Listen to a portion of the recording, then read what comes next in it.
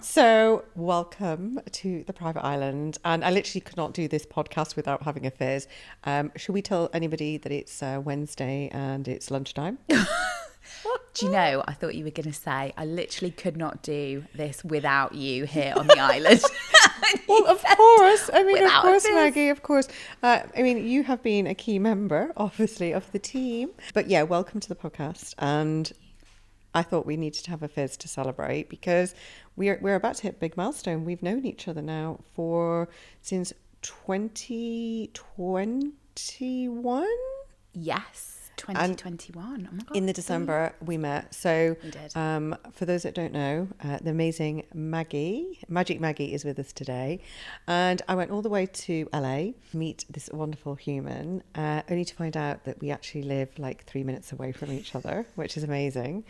So the reason that I felt having a fizz was so apt is that we have a lot of conversations on our Wine Flight Wednesdays. We do. We have an amazing wine shop near us called the Wine Cellar. Big shout out. And we spend a lot of time talking. And I think one of the biggest things that I want to address is where we are in the industry. Because when we first met, things have changed a lot for both of us. Yeah. So share a little bit for those who may not already know about the magic of Maggie, who you are and what you're doing.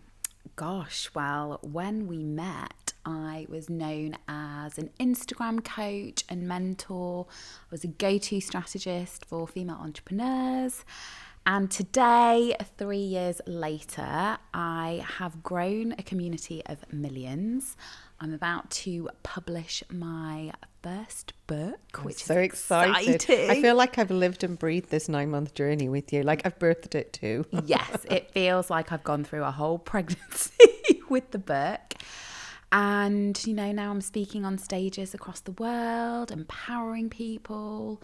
And yeah, I mean, just life and business is so different to what it was 3 years ago. And I could never have predicted where this journey was going to take me because I thought I was forever going to be known as the Instagram queen. And now, yeah, I'm just empowering people to believe in themselves and growing and calling in even more amazing humans who want to be part of my community and who just want to chase after their dreams and stop playing small and start thinking big.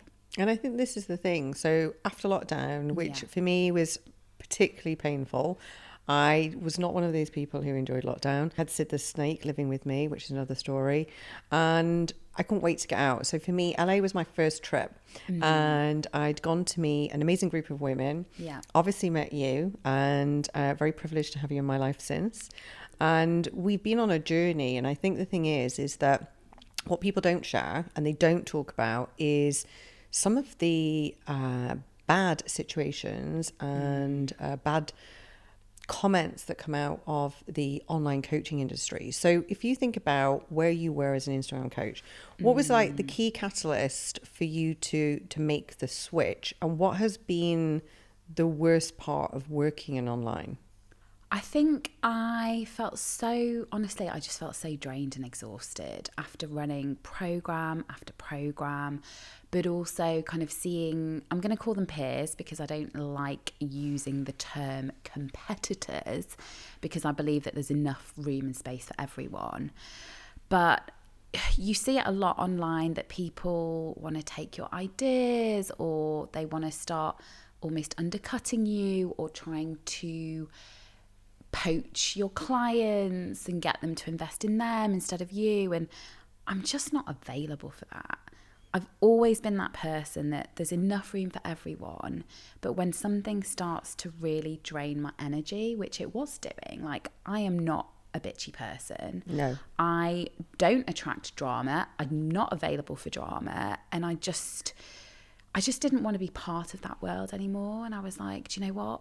I don't want to have almost people have such close and intimate access to me. And I just didn't want to be a part of an industry that I no longer felt in alignment with. So I made that decision to almost split and completely pivot the brand and really focus on actually what I now know is my mission, which is just to empower people to believe in themselves. And now I love still pouring into people, but in a completely different way, through speaking at events and retreats and on big stages. And, you know, I've just written the most incredible book, and that gets to impact millions, and it will. And I still get to change and impact people's lives. But it doesn't mean that I have to be part of drama in the process. Yeah. And I fully believe this. I've always said that I believe my business can exist even if social media didn't. Yeah. And that I've been around for 20 years. I've built a solid foundation. Yeah. But that solid foundation has always been about everything I've done has incorporated in person. Yeah. And that's something that obviously when I went to LA, I met you, I was really passionate about. Yeah. I was on the cusp of starting my sort of new way of living. And, you know, I was kind of a bit burnt out before lockdown, traveling to London, you know, every Tuesday to Thursday. So when you go through this shift and you bring real people into the community, I think it's very empowering, and I think it energizes. But what would you say in terms of when we look at the online space and social media? I still feel like there are the connotations where women are pulling down other women, and it pains me, and it kind of keeps tuning me out of social, and it's pushing me back more and more.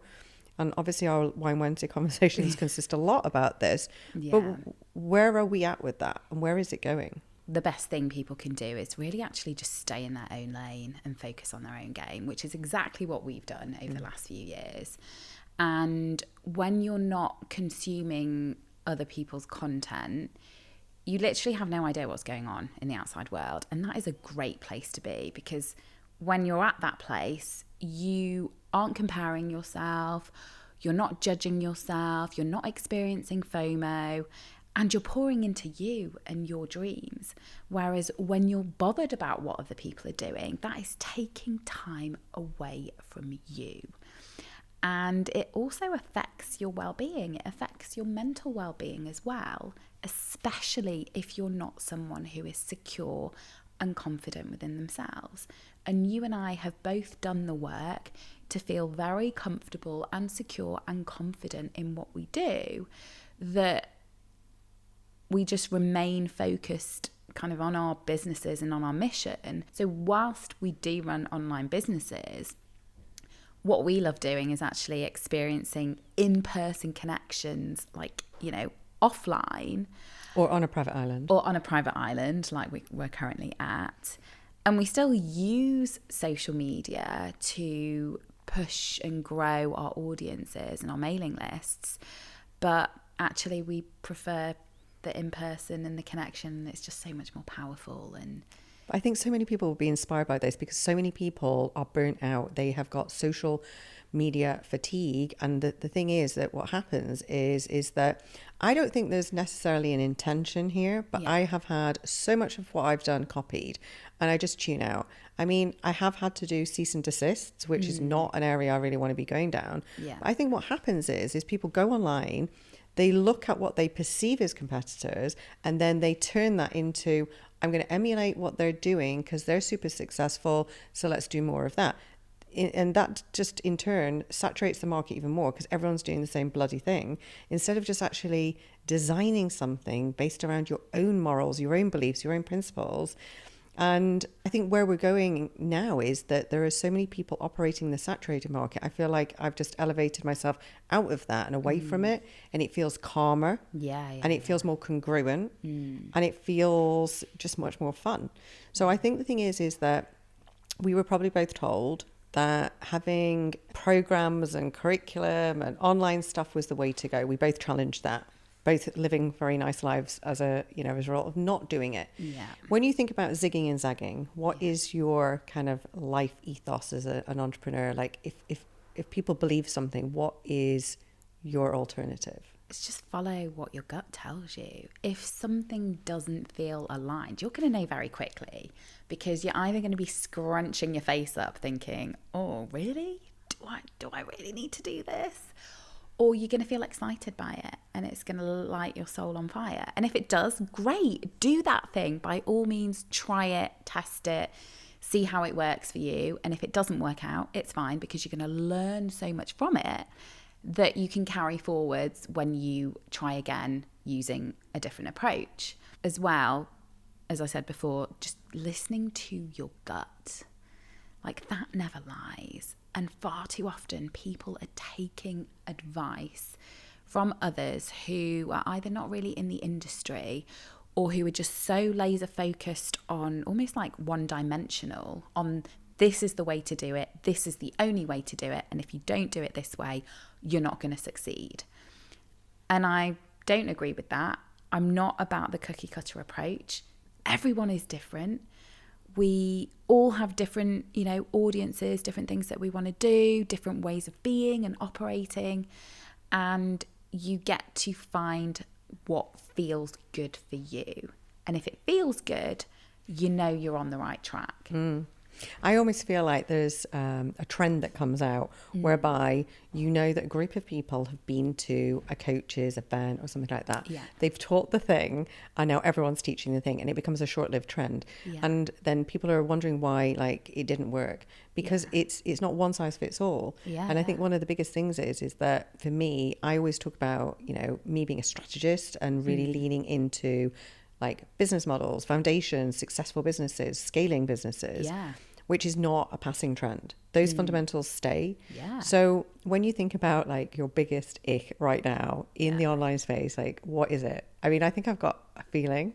There's, oh my God, I have so many, but one that just came up when you were talking about trends.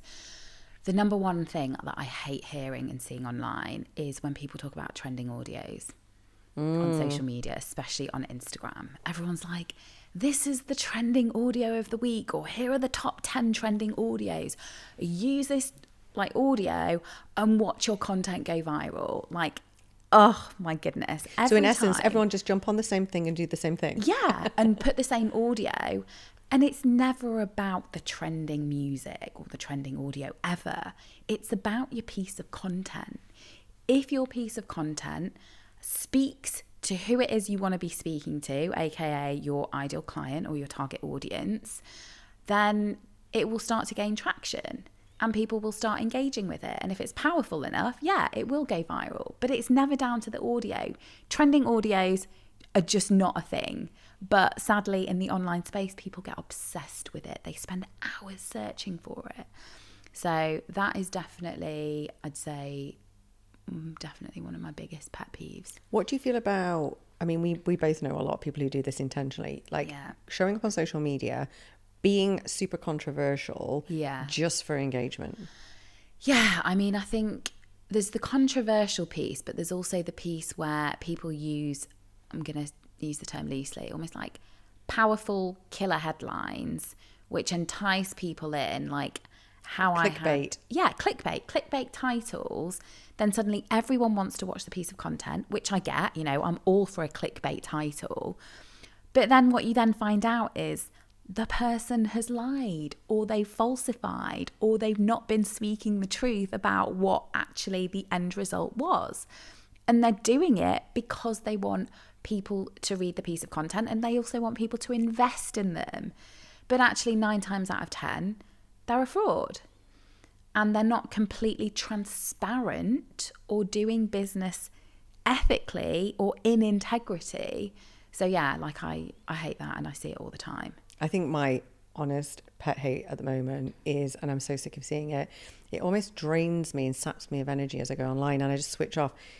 Why is there a need to almost go on, find somebody and kind of like name and shame them online? I mean, what is that about? I don't know. I think some people they want drama. And I think as well, they think it's going to get them more visible and it's going to get them being talked about. And they want that. Like a lot of people do crave that. I think it's such a shame when that happens, because it does happen a lot, because you're tearing other people down to try and get ahead of them. And that is not ethically or morally okay, Regardless of what they've done. I mean, I just always feel like what can be done in private should stay kind of like in private. I believe in sharing what we are going through as entrepreneurs and having a voice and having your own story. But I think it's a very different thing than bringing the drama in. I find it exhausting. And I think, what would it be like to work with that person if this is what they're bringing online? What the hell is it going to be like in their space? So if you think back to your roots, there's a big focus on like this whole materialistic and society driven look and feel. Where are you with that?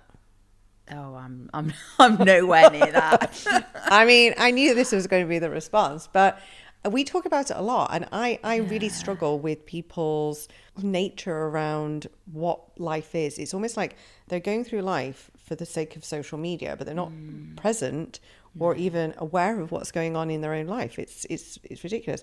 I mean, I didn't come from, you know, huge grandeurs of growing up, but, you know, I was taught that if I had a job, my mum and dad would match that. So I feel like I have quite good money mindset. I have good beliefs around it. I believe in experiences, enrichment in my life. That is my fulfill. What fills your cup? And like, what is your view from like where you see social media now and this whole materialistic focus? I think people are seeking validation from the wrong things. They're actually seeking validation out of things. Like attaching to objects. Yeah, objects like material. Like that handbag is my validation. Yeah. Like that money. Yeah, material possessions, handbags, shoes, you know, the new car. And of course, you know, it's nice to feel comfortable, but that's not what's going to give you joy and happiness and fulfillment. That is always going to come from within. And a lot of people are scared to do the work. They're scared to actually look inside and be completely honest with themselves about how they feel about their sense of self-worth. And they're scared to do the work because it's going to open up a can of worms and they don't want to deal with the worms. So instead, they're going out, spending the money on luxury holidays and all of the things. And they get the short-term dopamine hit, sure. But that dopamine hit is going to last about 5 minutes. And then they're going to be looking for the next thing rather than, and then they're going to be spending, and it ends up in a vicious cycle when actually if they do the uncomfortable work to begin with, they'll find the happiness and the joy and the fulfillment because they'll start this whole aligning. hedonistic treadmill. Yeah. And you see this when people win the lottery and they struggle to put meaning and purpose to their life because money hasn't brought them joy. Yeah. And when we think about joy and abundance and infinite receiving and all of those amazing things that can happen, what is your view, bearing in mind that a lot of people probably see you online talking about motivation, manifestation? Yeah. Where's the connect from where you came from? Because you used to work in banking, Maggie. I did work in banking. But what I would also say is, which is interesting because I came from nothing. Yeah. So growing up, I was told, work hard, work hard, work hard. I was the underdog. I was the black sheep at school. I was surrounded by rich kids. I got a bursary, which enabled me, my education was paid for, thank God. And I took advantage of every opportunity that was presented to me. So when I left uni, I was told, right, you need to get a good job, and success was seen as, working for a bank or working for a management consultant. So that's what I did. I fell into banking for 11 years. I definitely tried to get out of it multiple times, but there was that voice in my head that was like, no, you have the great job. You have the job that most women would kill for. You've got the house, you've got the car, like keep working your way up. And that's also what my parents wanted for me because they didn't have that, and they struggled and they didn't want me to struggle. But then it got to the point where I just couldn't do it anymore. Like the burnout, the toxic culture, I just, the impact on my mental health. Can you imagine what you'd be doing on a Wednesday? Oh, well, I mean, I would have been in the office until 11 o'clock at night. I wouldn't be at Wine Wednesdays, that's for sure. Yeah, so I've seen it all. I've been flown by helicopters into Monaco for a work trip. And on paper, I look back and I think, oh my God, like I did live that life. But I didn't really experience that life. I was still working 18 hours a day and given unrealistic timelines and deadlines. And then when I walked away from it, I was like, do you know what? Even if I go from this to like nothing for the next few years, that is going to bring me peace. And it's going to mean that my mental health is supported again, and I'm not going to feel stressed or anxious or any of the things that we go through when we work for big corporates. So I've definitely seen a lot. I've seen people blow a lot of money on things that would never be made public. I remember seeing and reviewing, expense receipts and thinking, I don't think that's in the code of conduct or that would get approved, I've never been happier and more fulfilled than I am now because I'm actually doing something that's meaningful. Yeah. And that for me is my definition of success. It's not the house, it's not the car. Sure, money is a wonderful thing. I love money because money gives you choice. Oh, absolutely. Provides you with choices. And trips to LA. Of course, and trips. And, we love travel. So I'm super grateful to money, but the happiness, first and foremost, is always going to come from within. So what would you say has been the biggest shift in your mindset from coming out of corporate to like what your daily routine is now? Gosh, I think it's actually having time for me.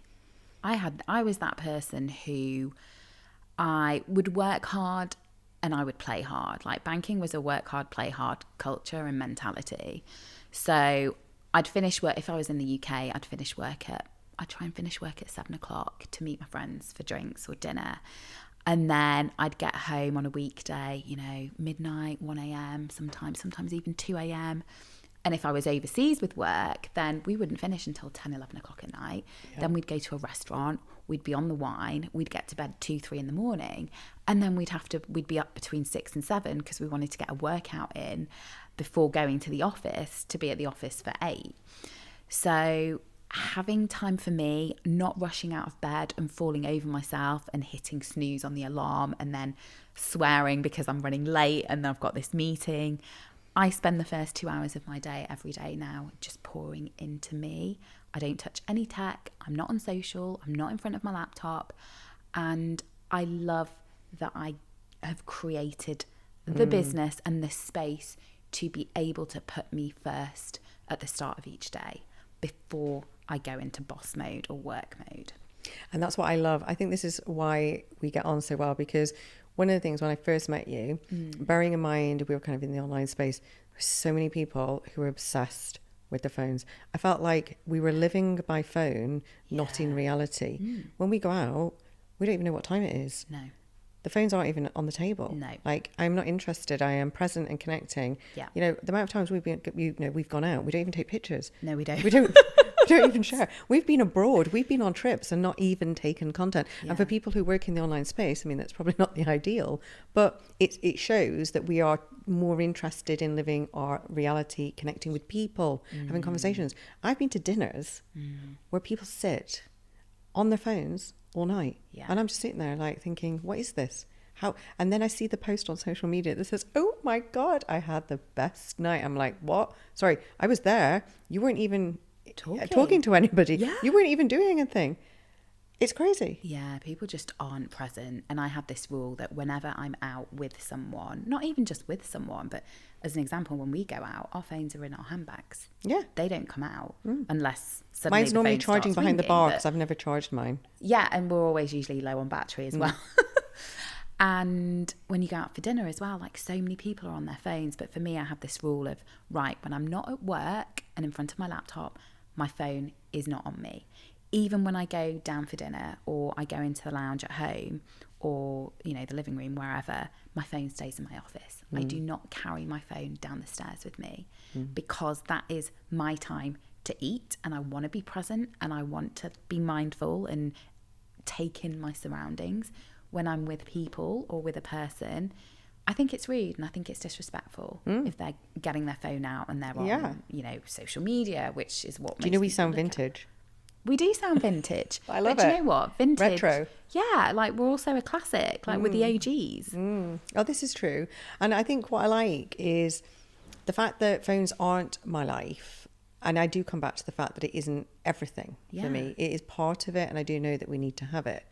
If we think about then where you are going in the coming months. Like, obviously, you've got your book coming out, which is super excited. I pre-ordered my copy. Thank you. I think Like a Boss is on its way. I'll sign it when it comes. You've got your audio book, but talk through the process, because we've both written books, and I think a lot of people from the outside kind of look and go, oh my God, that's just like amazing. It's like the dream, but it is hard. So really let's share some hard. reality on what actually getting the book deal and getting the book is actually like. Yeah, I mean, to even get a book deal in itself is, you know, you're looking at like 1 in a billion of a chance.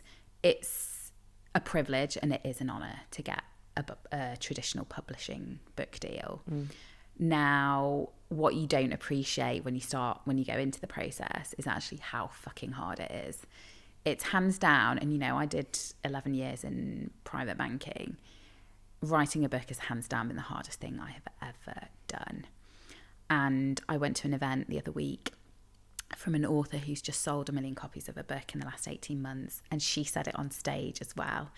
She was like, writing a book is the hardest thing I've ever done. And it was so nice to hear that. Yeah. Because number one, not many people have written books, or those that have gone down the self-publishing route. To be able to, for someone else to actually voice what you've been feeling, because it's a journey. Well, it's not just you in the process. This is what you forget when you think you're writing your book. Yeah. You forget that there's like hundreds of people that have a voice and have a say. Yes. How did that feel? There were definitely moments that I found it really hard, especially when I was about midway through the process. I got to the point where I was like, this isn't working. Like, we're clashing. Completely different personalities. And I'm someone who, you know, I can be very malleable, but also I know what I want, you know, how I want my book to read and how I want it to feel. And I also don't like being micromanaged. And you have to almost be open to the fact that there are going to be different personalities that get involved in the process. And everyone has their own view and has their own opinion, which is great. And I'm all for listening to it. But I think when push comes to shove, if there's something that you really aren't in alignment with, you have to speak up for yourself, because this is something that is then going to go to print, and once it goes to print, that's it. Like, it's out there, and it's out there forever. What's your baby? It is your baby, and it's got your name on it, and you want it to be the best it can possibly be. So not just the whole writing experience, but having lots of different personalities involved in the process is hard. And also the deadlines as well. You don't appreciate, number one, quite how many deadlines when you're an entrepreneur. You set your own deadlines. So I remember like, oh my goodness, like I've got to get this written. And for me, like I remember pushing back on the cover. I'm so glad I did, because it came out and something I was very proud of.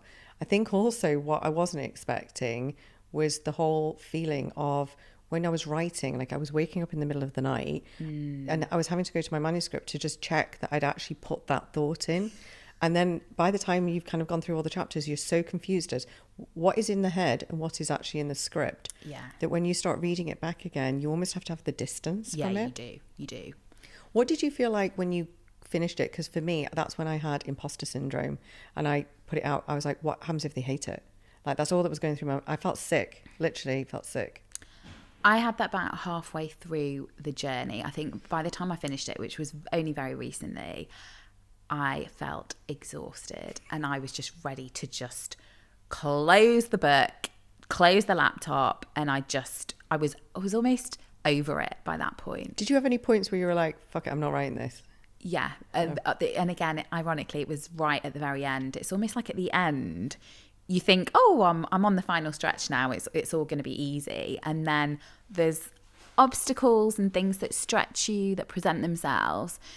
And you're just at the point where you're like, I can't do this anymore. I'm done. And then you're so close. And then you have to remember that have you're your bloody book. Yes. And then you kind of have like your meltdowns, which for me happened in my local coffee shop a lot. Like, kudos to all the amazing baristas at Just Between Friends. 1 minute I'd be laughing my head off at something funny I'd written, thinking it was the best thing since sliced bread. And the next minute I'm bawling my eyes out thinking, oh my God, like, is this enough? Because this is going out into the world. And it's going to be read by critics. I think that's it. And it also with a book that is sharing your personality, like you're bearing your soul. Yeah, you are. And that, like, people are going to push back on that. I think that's the recognition. What was it like doing the audio book? Oh, God. Can I just say, I saw your story on the way there and I was just laughing the whole way. I was traveling somewhere and you and travel, it's either like a really good mix or it's really bad. There's nothing in between. No.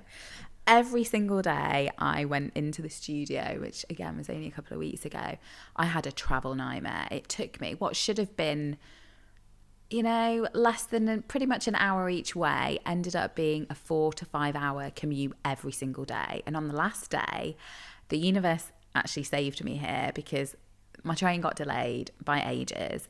And then I was stressing because I was actually meant to be in the studio early that day because we still had a lot to finish on the last day. And then the tram that I should have been on got derailed. So then they shut the whole network down in the city centre. And obviously I'm super grateful because I don't want to be on a tram that's just been derailed.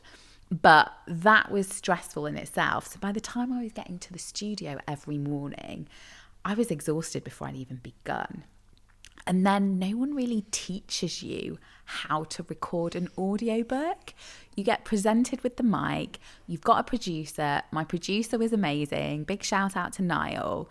And then you're in this room, which is kind of like a box room. And you're in there for 9 hours a day. He only gave me 30 minutes for lunch. I didn't get any breaks. So it was really just imagining Maggie being put into this confinement in itself, I think, is just amusing. And then he'd just be like, okay, go. And I'm like, go? He's like, yeah, go. I'm like, so what do you mean go? He's like, start reading. I'm like, where's my tuition? Yes, how do I do this? What tone should I use? Should I go slow? Should I go quick? And I remember you asking me, what voice should I use? Because I just use Maggie's voice.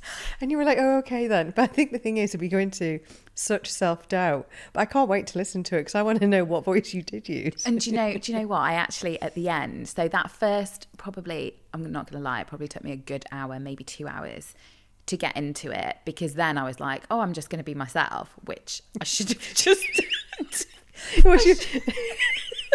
Is your first chapter Margaret?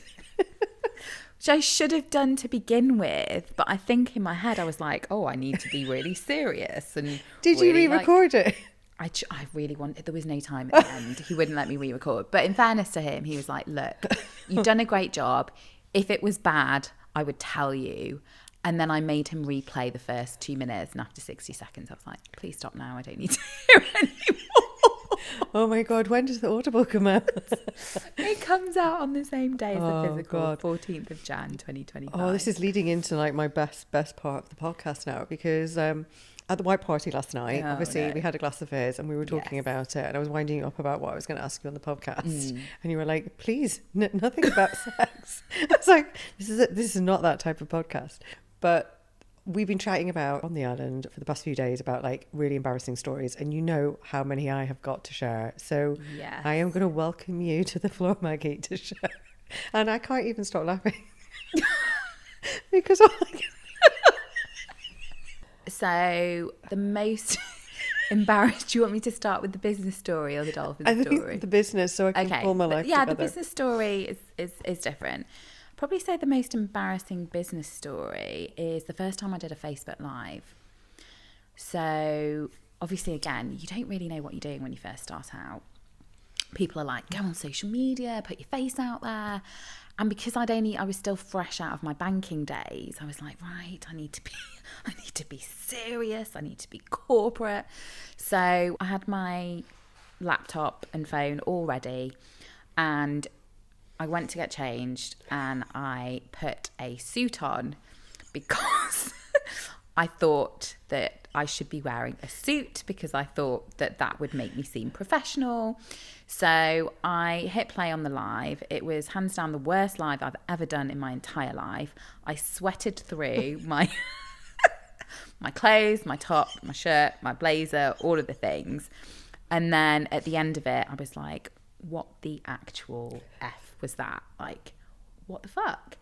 But I swore after that, I was like, right, never again am I doing a live in a suit and pretending. It was almost like I'd had regression back to my banking days. And I'm sorry, but I cannot see Maggie doing life in a suit. I know, because like me, you know, anyone who knows me knows that I love colour, I'm sparkly and I'm just very high energy. And I just, you know, in corporate, you're just taught to just almost not have a voice and to be very serious and very stern. And, you know, when you wear a suit, you'll be taken seriously. And I was like, right, I want people to take me seriously. So I felt like I couldn't be myself. So I'd probably say that for me, that was, yeah, looking back on that was. Have you ever had a cringe moment where you've met somebody that you've kind of like admired, or someone in the online space where you're like, oh my God, it's so nice to meet you, and you've walked away and gone, oh my God, I can't believe I've said that? In terms of business space, no. Like I remember being in a lift with Sarah Jessica Parker once from Sex and the City. And my biggest regret is my jaw was just wide open. Like she walked into the lift. There was only 4 of us in the lift. I was like literally. And then she looked at me as though, is there something wrong with this girl? And then we got to the ground floor. We both went into the lobby and I just kept staring at her. And I was like, afterwards, I was like, what the actual fuck? When am I ever going to get the opportunity to be in such intimate proximities with SJP from Sex and the City? Probably never again. And I blew it. I didn't even say hi or good morning or you go first. Like, I was speechless. In terms of business, I just tend to like go silent if I see someone who I admire. I think I'm just about ready for the dolphin. Okay. I pulled myself together enough. I think I can get through it. Okay, so Dolphin Story. I was on a holiday with my best friend in Mexico. This was probably maybe 13, 14 years ago. And we'd gone away for 2 weeks. It was all inclusive. We had an amazing time. And the second to last day, she was like, right, let's do a trip. I really want to go swim with dolphins. So we booked onto this trip and we went to, you know, the place where the dolphins were. And they kind of taught us what was going to happen. They were like, right. Is this in an aquarium or like in the sea? It wasn't the sea, but it was it wasn't a pool, but it was like. A dolphin aquarium? Maybe, let's call it a dolphin aquarium. And they were telling us what was going to happen. So one by one, individually, the dolphin was going to be in the water, and then we were going to go behind the dolphin. And what we were meant to do is like hold onto the dolphin's fin with 2 hands. And then when the dolphin was told to go, then the dolphin would almost like rise out of the water and we would rise with it. And then the photographer would like capture the footage and the photos, you know? So anyway, I get onto the dolphin and I wore a bikini, and the bikini bottoms were not the tightest. And they should have been tighter. I should have checked that before embarking on. Before riding a dolphin. So then I get onto the dolphin, and as it starts to move out of the water and it starts pushing up out of the water, I suddenly start to realise that my bikini bottoms are not going to withstand the velocity and the gravity of the water. So what then happens is the dolphin goes up and I realise that my pants are about to fall down. So I go from trying to hang on to the dolphin with 2 hands to hanging on to the dolphin with my left hand, trying to pull my pants up with my right hand, all while the photographer is capturing it all on film. So yeah, definitely one of probably the most embarrassing moment of my life, because no one really wants to see that. Yeah, my friend just. I think the video? Whole group was. No, I didn't. You could buy the photos and the video recording afterwards. Obviously, I did not, because I did not want. The memory is firmly ingrained in here. That is never going to go anywhere. So my advice to anyone who's ever looking to swim with dolphins or swim with any kind of animal, either wear a one piece or make sure that your bikini bottoms or trunks are firmly tied. That's definitely my favourite story. I don't even know why it tickles me so much, but I think it was the first time you told me. But my face was literally, when I realised what was happening, it was one of initial elation because I'm on a dolphin Like and smiling. it's a cute animal, to sheer horror and panic, thinking, oh my God, I'm surprised is you this managed actually to happening? keep hold on. Well, I mean, I fell off pretty quickly, didn't I? Faceplant Maggie. Yeah, exactly that. With your massive following, obviously you've got like 2 million followers on Instagram. You have a movement that you're leading and you're empowering other women through motivation. Who has reached out? Like, spill the beans on who's like messaged you. Do you know my favourite is Sharon Stone? Oh, I love it. Love Sharon Stone. I don't even know whether all the listeners will even know who she No. is. She had like one of the most famous movies. Yeah, in the 80s. So, you know, if you were born in the 70s and 80s. Was it Fatal Attraction?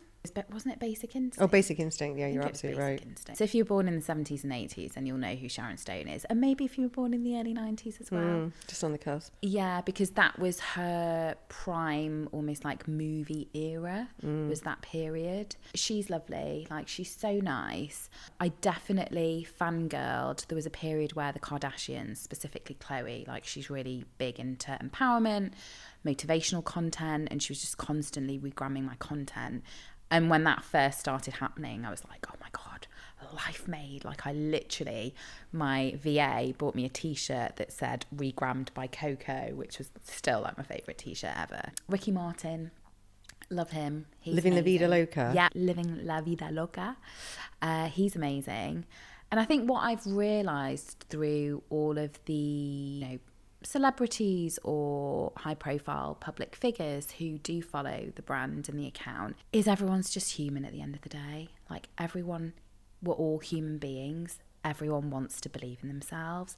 Everyone wants to feel like they can. Everyone wants to feel empowered, and everyone wants to be motivated. Absolutely. So what's the vision? What's the mission? Like, you've got your book coming out in January. Like, where is Maggie going over the next 12 months? I mean, you know, I always set myself ridiculous goals.